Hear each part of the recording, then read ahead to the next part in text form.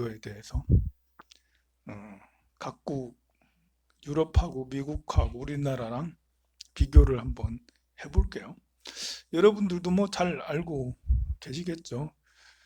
우리나라 의료보험법을 만든 건 1963년에 처음으로, 그러니까 박정희 정권 때 처음으로 의료보험 제도를 법을 새로 그 의료보험법을 제정을 했죠. 그런데 그때는 의무가입이 아니라 선택가입이라서 사람들이 가입을 거의 안 했다라고 그래요. 어, 이제 그 전두환 정권이 지나고 88년이 되면서 우리나라가 올림픽을 치르면서 막 많이 달라졌잖아요. 그때부터 이제 이렇게 그 지역 가입부터 의무 가입을 하게 하죠. 물론 그 앞전에 70년대 후반 이때쯤에 500인 이상의 그 기업에서는 그러니까 500인 이상의 기업 가입자라고 하겠죠. 회사들 의무적으로 가입하게 하고요. 88년 때부터 이제 농촌 지역에 이제 지역 가입을 강제로 반강제로 의무적으로 가입을 하게 했다라고 그래요. 그러자 도시 지역의 사람들이 우리는 왜 안 해주냐 해가지고 도시 지역은 89년도에 의무적으로 가입하게 했고요. 초기에는 이제 의료보험공단이 이렇게 지역 가입자하고 직장 가입자하고 그리고 공무원 가입자라 이게 크게 세 파트로 나눠져 있었다라고 그래요. 그런 거를 이제 협상을 통해서 계속해서 협상해서 99년 뭐 2000년 이때쯤에는 다 통합을 하고 2003년에는 재정까지 다 통합을 해서 드디어 이제 의료보험공단 지금과 같은 의료보험공단 체계가 만들어졌다라고 그러죠. 우리나라 의료보험은 돈을 좀 내죠. 여러분들 의료보험비 적지 않게 내죠, 그죠? 많이 내죠, 오살님. 우리 은사 스님, 큰 스님 모셨을 때 2099년, 2000년도 그때인데요. 우리 큰 스님은 4천 얼마 내시더라고. 4천 얼마. 그때 이제 이렇게 그 의무가입자 중에 최고 낮은 게 8천 얼마였거든요. 재산이 아무것도 없고 막 그랬을 때. 우리 큰 스님은 이제 그 뭐지? 수급자는 아니니까 스님들은 사실 우리 스님들은 이제 혼자 살잖아요. 그리고 직업이 따로 없잖아요. 그러니까 이렇게 연세가 좀 드시는 스님들은 아마 이렇게 대상자가 될 텐데 기초수급자가 대상자가 될 텐데요, 그죠? 근데 그 스님들 중에 기초수급자예요. 이런 분 아직 못 본 것 같아요. 스님들이 뭐 굳이 저 이렇게 구청에 가가지고 나 기초수급자 이렇게 하는 스님은 잘 없는 것 같아요. 그냥 절에서 이렇게 주는 거 조금 가지고 이렇게 용돈 삼아서 살고 뭐 그렇게 하시는 것 같은데요. 어, 그래 큰 스님을 모시면서 참으로 신기한 거는 큰 스님 앞으로 하나도 등기가 된 게 하나도 없었던 거.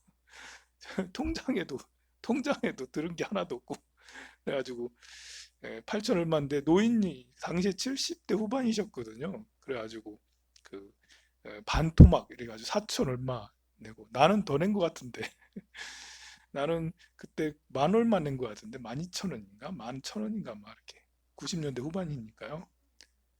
지금은 이제 이렇게 제가 사업자예요. 지금은 사업자가 돼가지고 사업자 하기 전에는 이 땅하고 건물 때문에 엄청 많이 냈는데 사업자 하면서 좀 줄은 것 같기도 하고 제가 잘 안 챙겨가지고 이건 많이 내더라고 보면. 근데 이제 우리나라는 이렇게 이제 의료보험공단과 개인과 아니면 뭐 이렇게 기업이든 그리고 이제 병원하고 이렇게 삼자가 서로 이제 합의해서 우리가 내는 게 5% 내기도 하고 10% 내기도 하고 뭐 이렇게 내고 또 공단에서 이제 이렇게 나머지를 부담해주고 그런 방법인데요. 유럽 같은 데는 거의 병원비가 거의 무료로 하더라고요. 세금으로 나라의 세금으로 지원을 해준대. 되게 좋지 않아요? 병원에 갔더니 거의 무료로 치료를 해줘. 그 대신에 우리가 뭐 세금을 많이 내죠. 그렇지만 그래도 병원 가서 무료로 해주니까 너무 좋은 거 아닌가? 그래서 너무 좋잖아. 그런데 이게 그 이게 자본주의가 꼭 나쁜 게 아닌 게 사회주의적 이렇게 모든 걸 세금으로 한다는 건 약간 사회주의적인 거잖아요. 그게 이제 이렇게 영국 같은 데서 진료를 하잖아요. 내가 감기 걸려가지고 이렇게 갔어요. 열이 38도가 돼. 어우, 너 죽겠어. 막 해가지고. 그랬더니 의사 선생님이 당신은 감기예요. 이렇게 몸살이시군요. 그럼 처방을 해준대. 어떤 식으로 처방을 해주냐면 사과 하나하고 귤 하나 드세요. 매일매일. 그리고 비타민C는 알아서 사 드세요. 뭐 이런 식으로 그렇게 처방을 내준다는 거죠. 왜냐하면 영국에서 이제 의사가 돼서 개업을 하게 되면 전문의가 되냐 아니면 그냥 이제 그냥 전문의 말고 의료인 하고 이렇게 이제 선택을 하게 되는데 그래서 지역에 이제 들어가서 이렇게 그 의사가 거기에서 취업을 하거나 개업을 하게 되면 거기서 환자를 이렇게 보게 되는데요. 환자 명수당 세금으로 이제 이렇게 몇 명 보느냐에 얼마 받고 이런다네요. 근데 그런 것까지는 괜찮은데 약값을 의사가 부담을 한대요. 약값을 의사가 부담을 한대. 약값을 정부에서 주는 게 아니라 의사가 부담을 한대. 그래서 그 약값을 내주게 되면 약을 주게 되면 본인 돈이 나가게 되잖아요. 그래서 결국은 사과 하나, 귤 하나 이렇게 드세요. 그렇죠. 처방은 비타민C 알아서 다 드세요. 이렇게 하면 된대요. 그렇게 한대요. 그리고 어지간해서 이제 감기 같은 거는 좀 시간이 지나면 낫습니다. 처방을 안 해주고 그런 식으로 이제 한다는 거죠. 그리고 이제 이렇게 그 다른 유럽 외 국가들은 내가 아파가지고 다리가 뭐 이렇게 이런 경우가 있었대요. 어떤 사람이 이렇게 넘어져가지고 팔에 그렇게 긁혀서 막 이렇게 피가 줄줄 나는데 그래서 앰뷸런스를 불렀거든요. 앰뷸런스가 정말 빨리 오더래. 정말 빨리 와가지고 오는데 사람들이 거기 앰뷸런스 막 몸에다 칭칭 감더래 필요 이상으로 가가지고 이제 병원에 가가지고 진료를 받았는데 이거 꼬매기만 하면 된대. 그러니까 크게 뭐 부러지거나 그러지 않은 거예요. 다행인 거죠. 그런데 꼬매기만 하면 된다는데 좀 기다리래. 기다렸는데 하루를 기다리고 이틀을 기다리고 3일째 되는 날 와가지고 꼬매고 그 왜 이렇게 자꾸 기다려야 되냐고 그랬더니 이거는 중증이 아니잖아요. 꼬매기만 하면 되잖아요. 그러면서 그렇게 또 이렇게 만약에 내가 뭐 이렇게 어디가 아프다 그러면 우리나라는 바로 병원에 가면 되잖아요. 병원 가기 전에 어디로 가야 될지를 미리 또 하는 게 있대요. 접수를 또 해야 된대. 그런데 언제 접수가 될지 모르는 거예요, 이게. 공공의료가 참 잘 돼 있어서 좋긴 한데 이게 서비스가 빠르지 않아요. 세상에서 제일 구청 서비스가 제일 빠른 거는 동사무소 제일 빠른 건 우리나라가 제일 빠를 거야 아마. 유럽도 그렇고 일본도 그렇고 동사무소 뭐 등록증 하나 떼려면 우리나라는 바로 떼주잖아요. 근데 유럽이나 이런 데서는 안 되는 거예요. 일본에도 그렇고 병원도 그렇고 병원도 접수를 이렇게 잘 없는 거예요. 예약을 해야 하는데 벌써 다 며칠 기다려야 되고 막 이렇게 아파도 그냥 참아야 되는 거죠. 미국은 또 반대예요. 미국은 이 의료보험 서비스가 제대로 안 돼 있어서 의료보험을 들으려고 해도 기하급 엄청나게 많은 비용도 내야 되고 대부분 의료보험 들기가 어렵대. 비용이 비싸니까. 그래서 의료보험 안 들다가 이제 병원 가서 진료를 받으면 몇백만 원씩 몇백만 원 수술 한 번 하면 몇천만 원씩 나오고 병실 한 번 쓰면 정말 몇백만 원 몇천만 원씩 나오고 이래 되니까 미국은 돈이 너무 많이 들어가지고 하기가 어렵고 또 유럽은 의료 체계가 너무 좋긴 한데 이제 이렇게 서비스가 너무 안 좋아서 그러니까 의료 체계는 우리나라가 제일 그러니까 우리나라는 내 돈을 좀 내기도 하고 때로는 이제 우리나라도 안 좋은 게 좀 있었죠. 옛날에 암 걸리면 집안 거덜난다 그랬잖아 보면 한 사람 크게 아픈 사람 나오면 뭐 수술비가 수천만 원에 병원비가 수천만 원, 뭐 억대 수술비 뭐 이렇게 해가지고 지금은 많이 개선해서 암 걸려도 좀 덜 내긴 하긴 하지만 그래도 아직까지는 부담이긴 하거든요. 그래서 우리나라는 병원들이 좀 돈을 번다고 볼 수가 있겠죠. 유럽에 비해서. 유럽에서는 세금으로 이렇게 하니까 돈을 좀 덜 벌고. 근데 우리나라는 내가 이렇게 병원에 가서 감기로 이렇게 가잖아요. 그럼 의사들이 우리는 감기약을 이렇게 처방을 받는데 의사들이 뭐 거기에 여러 가지 약을 주고 항생제도 주고 해열제도 주고 진통제도 주고 이렇게 섞어서 준대. 왜 그러냐면 의사들이 그 의료보험공단에 청구를 할 때 이게 저 사람은 감기예요 이렇게 하면 오히려 수가가 별로 안 나온다는 거지. 그래서 이 사람은 두통도 있고요. 이 사람은 감기도 있고요. 이 사람은 또 뭣도 있고요. 해서 한 서너 가지를 해가지고 의료보험공단에 청구를 한다는 거죠. 또 의료보험공단은 하도 병원 의사들이 그러니까 그 조정을 해가지고 이렇게 조금 수가를 낮춰가지고 세 가지, 네 가지 정도로 같이 이렇게 청구해서 오면 한 세 가지 정도로 낮춰가지고 한다는 거죠. 좀 비리가 있다고 할 수가 있겠죠. 예, 그 의사들은 의사들대로 더 받으려고 하는데 공단은 공단대로 알고 있으니까 그거를 조금 깎아서 하고 뭐 어쨌든 뭐 이렇게 뭐 그 우리 소비자 입장에서는 별로 좋은 건 아닌 것 같은데 그렇게 해서 그 의사 병원하고 또 공단하고 뭐 이렇게 조절을 하고 막 그런 모양이에요. 비교적 병원들이 뭐 이렇게 돈을 많이 벌어서 그런지 어, 우리나라에서는 공부 잘하면 다 의대 간다고 그러고 있죠. 다른 나라도 그런지 모르겠어요. 다른 나라도 공부 잘하면 다 의대 가려고 하는지 모르겠는데 똑똑한 사람들이 다 의대 가고 또 이 의료가 이제 이렇게 그 공단과 민영화 이게 둘 비슷하게 돼 있기 때문에 완전한 민영화는 아니잖아요. 그러다 보니까 이렇게 의료 서비스도 좋고 각 지역마다 이렇게 병원들도 다 있고 또 서비스가 바로바로 되다 보니까 지금 같은 이런 코로나 이런 사태, 감염병 사태에 가장 잘 대응할 수, 탄력적으로 대응할 수 있는 건 우리나라밖에 없는 것 같아요. 우리나라가 이제 진단도 빨리 하지만 치명률도 굉장히 낮거든요. 치명률이 지금 처음에는 0.5%막 이랬는데 0.6%였는데 지금은 1.5%, 1.6%좀 늘었어요.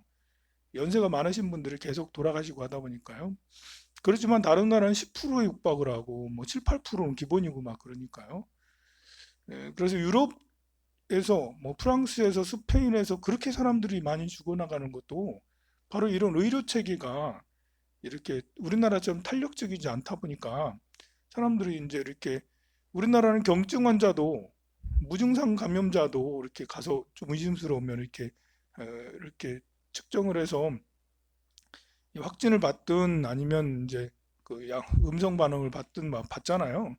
근데 어, 이렇게 외국계는 노령 인구도 많은 데다가 유럽에 노약자가 굉장히 많거든요. 노령 인구도 많은 데다가 걸려서 다 병원에 가니까 또 걸렸는데 병원에 가려고 해도 못 가니까 이게 이제 폐렴 같은 경우는 치료가 굉장히 중요하거든요.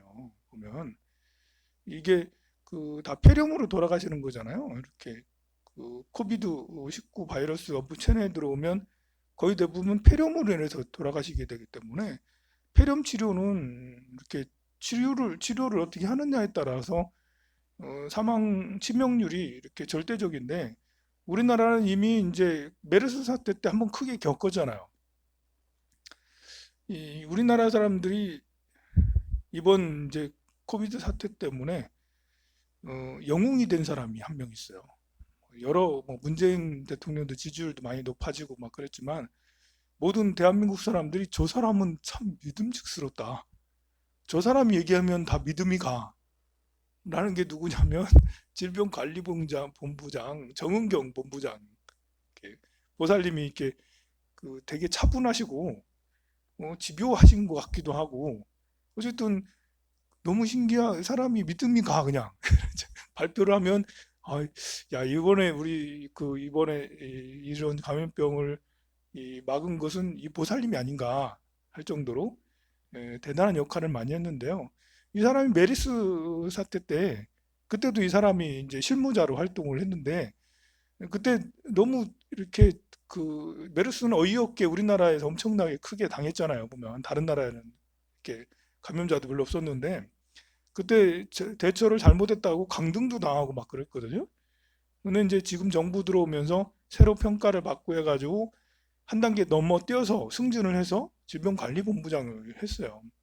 근데 메르스 사태 때 그때 실무자들이 엄청 이제 노력하고 고생한 덕에 이번에는 나름 이제 대처를 그때 했던 덕에 잘할 수 있었는데요. 그래 이제 정경 이 본부장의 그런 태도 누구나 다 좋아하는 게 아닌가 싶기도 하고 성실한 건 다 좋아하는 것 같아요. 그뭐 잠은 몇 시간 자요 했더니 1시간 이상은 잡니다라고 그렇게 대답을 했다네. 정말 그런 것 같기도 하고 이제 심지어 미국에서도 정은경 본부장 얘기를 하면서 그 사람 영웅이다라고 그렇게 언론에서 얘기할 정도고 막 그렇습니다. 이, 그, 이 의료 분야만 놓고 보면 우리나라가 세계 최고의 의료구나. 뭐 우리나라보다 잘 산다는 그 모든 나라도 이렇게 탄력적이지 않고 우리는 또 더 발전해 가지고 2년에 한 번씩 계속 건강 문제를 받으라고 그러잖아요. 세상에 이런 나라가 어딨어. 2년에 한 번씩 온 국민이 다 가가지고 2년에 한 번씩 건강 문제를 다 받아야 돼, 세상에. 그런 나라가 또 있나? 아직 뭐 제가 이렇게 세계 의료 서비스를 많이 공부해보진 않았어도 그렇게 하기 어려울 거예요. 아무리 유럽이 그렇게 이렇게 의료 제도가 좋긴 해도 이게 너무 사회주의적인 그런 그 방향으로 경직돼 있기 때문에 탄력적이지 않기 때문에 그렇게 되기가 어렵고 우리나라는 이렇게 각 병원들마다 이제 이렇게 건강검진을 받으면 그게 또 공단에서 이렇게 수가를 또 받는 이런 게 있는가 봐. 그러니까 이 병원 저 병원에서 의료 건강검진 이 병원 우리 병원에서 받으세요. 작년에 안 받으셨네요? 그럼 올해도 괜찮으니까 받으세요. 그리고 적극적으로 이렇게 건강검진을 받게 해요. 이 의료 시설이 충분해서 막 넘쳐서 그런 건 아닌데, 그런 건 아니지만 그래도 이 의사 선생님들이 그래도 돈 많이 벌려고 노력을 노력을 노력을 하다 보니까 이렇게 감염병 사태 때는 큰 빛을 발하는 것 같아요. 요즘에는 이제 이렇게 오늘은 보니까 40 몇 명 어제 이렇게 감염 확진 받았더라고요. 100명 왔다 갔다 하면서 확 오늘은 확 줄었어요. 대신에 이제 이렇게 불확실성은 굉장히 넓어 커져가지고 지금 추적이 안 되는 사람들이 나타나기 시작한 거예요. 외국에서 들어온 애들 뭐 해열제를 먹고 감기약을 먹고 들어온다. 또 걔들을 또 이해해 줄 수밖에 없는 게 거기서는 치료가 안 되니까 약 먹고 들어가가지고 바로 이제 진료소 가가지고 확진 받고 막 이런 거 참 해열제 먹고 약 먹고 들어오기까지 그렇게까지 할 수밖에 없는 걸 보면 예, 그래도 그렇게까지 해서 바로 이렇게 그 진료소 가서 확진을 받고 진료소 바로 달려가면 다행인데 그렇지 않고 숨기는 사람들도 있기 때문에 또 그게 더 큰 문제인 것 같아요. 또 이렇게 그 이렇게 베트남 3명은 이렇게 핸드폰 여기다 놓고 그냥 막 돌아다니고 막 그랬다 하더라고 보면. 그러니까 이제 그 자가격리를 해야 되는데 자가격리 명령을 받고도 그 막 돌아다니는 사람들이 적지가 않아가지고 이게 큰 문제예요. 그런 사람들은 300만 원 이하 벌금을 맞게 되거든요. 근데 이제 어제 또 기사는 1,000만 원 이하로 또 상향 조정하겠다라고 그렇게 또 나오더라고요. 그 잘 모르는가 봐, 아직 국민들이. 자가격리 대상자인데 자가격리 안 하고 돌아다니면 내가 300만 원 또는 1,000만 원 내야 된다, 벌금 맞아야 된다는 이런 걸 잘 모르는 것 같아요. 좀 아쉽고 그래요. 그리고 이제 전 세계 팬데믹 현상으로 뭐 이제 공장들이 문을 닫고 미국에는 지금 30만 명, 2, 30만 명이 사망할지도 모른다라고 그렇게 2차 세계대전보다 더 심각하다라고 그렇게 이야기를 하는데 그냥 제가 생각할 때는 그 정도까지는 아니라고 생각하고요. 젊은 사람들한테도 위험하긴 하지만 대체로 이제 노령자들에게 참 불리한 거죠. 본래 폐렴이 노령자들한테 오기가 쉽고 꼭 이게 코비드 아니더라도 바이러스 아니더라도 폐렴으로 돌아가시는 분이 굉장히 많아요. 국민의 가장 많이 돌아가시는 게 암 걸려서 돌아가시는 분이 1위고요. 그 다음에 이제 돌아가시는 분이 심장 질환으로 돌아가시는 분이 2위고요. 3위가 바로 폐렴으로 돌아가시는 분이에요. 당뇨병이고 뭐고 뇌 질환 뭐 이런 것보다도 더 폐렴으로 돌아가시는 분이 더 많거든요. 선진국일수록 폐렴으로 돌아가시는 분이 많아요. 아직 우리 세계는 암도 정복하지 못했고, 심장질환도 정복하지 못했고, 폐렴도 정복하지 못했거든요. 근데 공통적으로 폐렴 같은 경우는 노인들에게 많이 걸리기가 쉬운 젊은 사람보다는 어, 노인, 노인들이 많이 걸리고 또 기저질환이 있던 사람들이 우리 의사 선생님도 그 병원에 가셔가지고 이렇게 계시다가 폐렴 걸려가지고 며칠 만에 쑥 돌아가셨거든요, 보면. 이게 정말 폐렴은 정말 꼭 이 사태가 아니더라도 무서운, 노인들한테는 굉장히 무서운 병이라 할 수 있죠. 젊은 사람들도 이제 폐렴 걸려서 죽을 수도 있죠.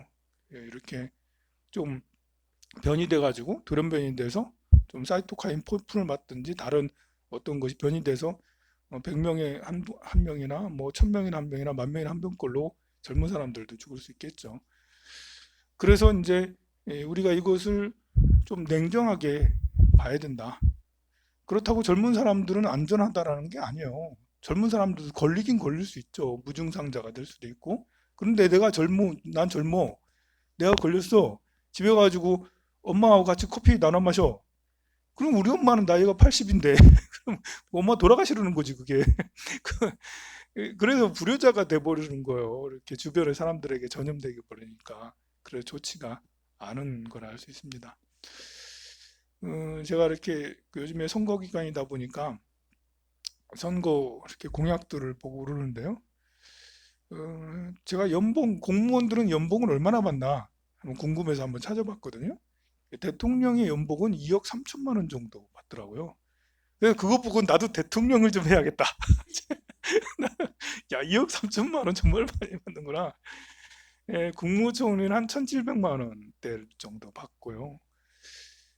여러분들은 국회의원이 더 많이 받을까요? 아니면 서울시장이 더 많이 받을까요? 누가 더 많이 받을 것 같아요?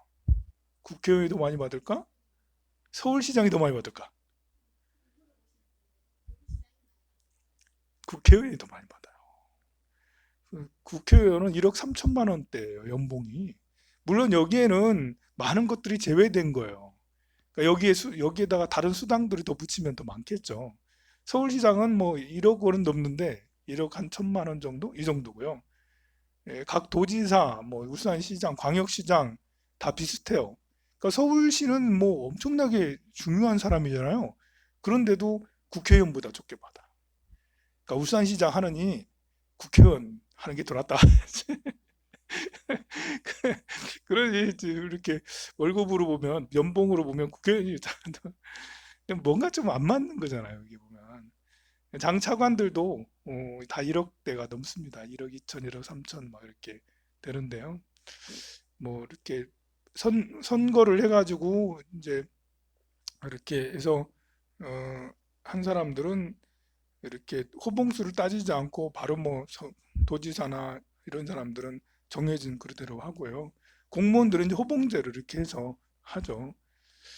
9급 공무원들은 이제 최저임금부터 시작을 해서 이제 해마다 호봉이 올라가는데 수현이는 한 3년 됐나 이제? 3년 됐으면 220만 원 정도 되겠네? 220만 아직 안 돼? 200만 원 정도?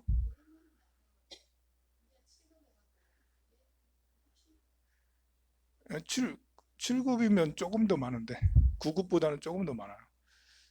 3년 됐나?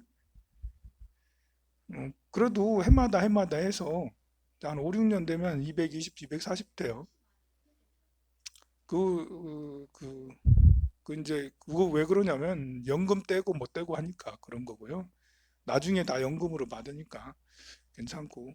어쨌든 이 공무원들이 이제 이렇게 국민들이 생각하기보다는 9급 공무원, 7급 공무원, 5급 공무원 이런 사람들은 그렇게 많이 받지는 않아요. 대기업은 다 1억 연봉이 넘거든요. 10대, 20대 대기업은 취업하면 억대 연봉이거든요. 뭐 초봉이 이제 7천만 원, 8천만 원 정도 이렇게 연봉이 되고 막 그래요. 물론 이제 중소기업은 훨씬 적어서 4천만 원, 5천만 원대 막 이래서 그 연봉 차이가 너무 많이 나서 우리나라는 그게 문제잖아요. 연봉 차이가 너무 많이 나서 문제이긴 한데요. 공무원이 의외로 5급 공무원에도 표봉수가 얼마 안 되면 몇 년 근무 안 했으면 별로 많이 못 받아요. 설사 2급, 3급이라 하더라도 어, 이제 호봉이 이제 2년, 3년 됐다 이러면 연봉이 5천만 원 되지 않아요. 그런데 이제 다른 게 또 있죠. 수당 같은 게. 어쨌든 이런 걸 보면서 나는 이제 이렇게 이번에 다 날라왔더라고요. 공약들이 기레정당 공약 뭐 이런 거 나왔던데 그런 공약은 없더라고. 국회의원 연봉이 너무 많으니까 국회의원 연봉을 한 30% 삭감하겠다. 이런 공약이 있으면 나 찍겠는데. 왜냐면 전 세계에서 국회의원 연봉이 제일 많은 데가 일본하고 이탈리아거든요. 그다음 우리가 3등이에요. 우리나라가 세계에서 그 국회의원 연봉이 제일 많은 세 번째 많다니까요. 이건 터무니없이 너무 많이 받는 것 같아. 그래서 이 국회의원들이 연봉을 30% 삭감하겠다라는 그런 공약을 내놓는다면 무조건 찍을 텐데. 물론 이제 국회의원은 국민의 대표이기 때문에 우리를 대표하는 사람이 연봉이 높은 것은 나쁜 게 아니에요. 그게 나쁜 게 아니고 나쁜 거는 우리를 대표하면 우리를 대변해야 될 거 아니야.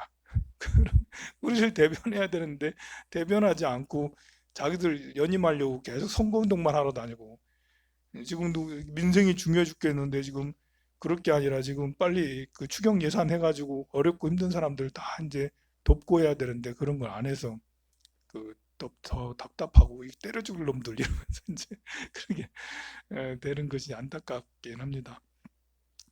우리 사회가 이제 이렇게 연봉 차이가 굉장히 많이 나다 보니까 이게 사회 문제가 돼요. 뭐 자본주의니까 능력 위주로 간다 하지만 능력이라는 게 대체로 10대, 20대 거의 대부분 정해지다 보니까요. 10대, 20대에 철이 안 든 사람들은 평생토록 비정규직 뭐 이렇게 그냥 능력이 있는 사람도 이렇게 10대, 20대 놀다가 40대, 50대 철 들 수 있잖아 보면. 아니 사람이 20대, 20대만 철든 사람이 그 평생토록 잘 살게 되면 이거는 정말 불평등한 거거든요. 제가 이렇게 역학 같은 걸 공부하고 사람의 재능 같은 거 이런 것들을 이 진로 상담을 많이 하다 보니까 이렇게 드는 생각일지 몰라도 10대, 20대 때 정해진 능력이 평생을 가져간다. 이거는 너무 불평등한 것 같아요.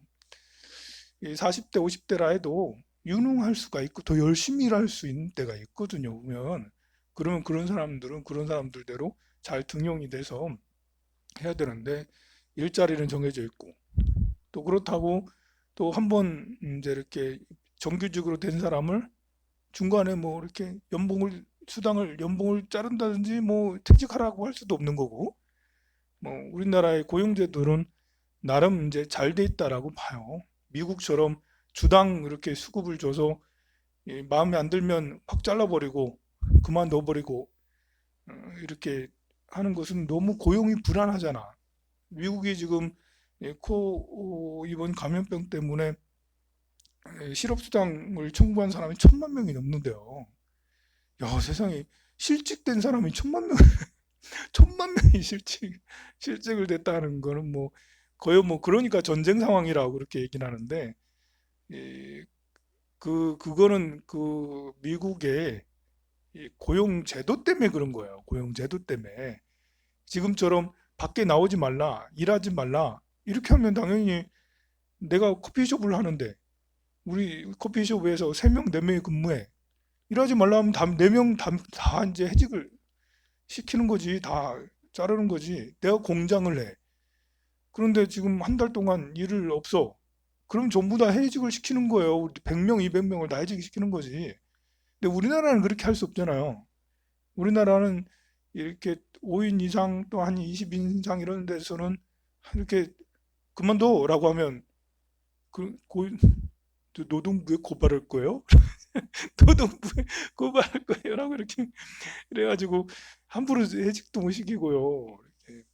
이렇게 고용법 고용노동법이 그 나름 잘 돼 있는 거예요. 이렇게 고용주한테는 불편하겠지만 우리 이 서민들한테는 좋은 거고요. 최저임금도 사실은 서민들한테는 되게 좋은 거예요. 최저임금 가지고 현재 정부를 엄청나게 많이 비판하고 그렇긴 하지만 서민들한테는 굉장히 좋은 거죠.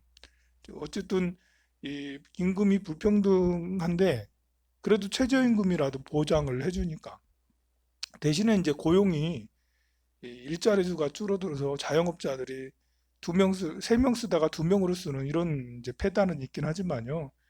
그것은 그것은 최저임금으로 해결할 게 임금으로 해결할 게 아니라 이렇게 어떤 산업 구조를 변경을 해서 또 산업이 더 발달될 수